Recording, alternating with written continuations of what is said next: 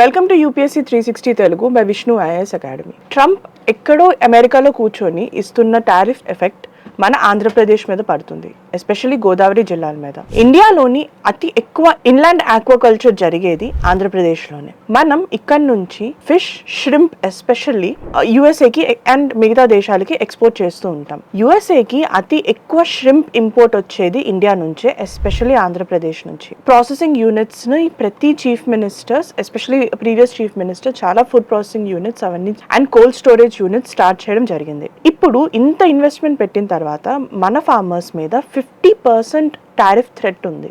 ఈ థ్రెట్కే మనకి ఎన్ని ఎఫెక్ట్స్ జరుగుతున్నాయంటే, బికాస్ ఫుడ్ మనం ఎంత ప్రాసెస్ చేసినా సరే వాటికి చాలా తక్కువ షెల్ఫ్ లైఫ్ ఉంటుంది. వీటిని స్టోర్ చేసి తర్వాత అమ్ముకుందాం అనే స్కోప్ చాలా తక్కువ ఉంటుంది. ఇమ్మీడియట్లీ మనం అమ్మాల్సి వస్తుంది. ఇప్పుడు వీళ్ళు 50% టారిఫ్ థ్రెట్ పెడుతూ ఉంటే మన ఫార్మర్స్కి ఏం చేయాలో తెలియక చీప్ రేట్స్కి అమ్మడం స్టార్ట్ చేసేసారు ఆల్రెడీ. ఈ థ్రెట్కే ఇంత ఎఫెక్ట్ వచ్చింది. So this is why geopolitics is important.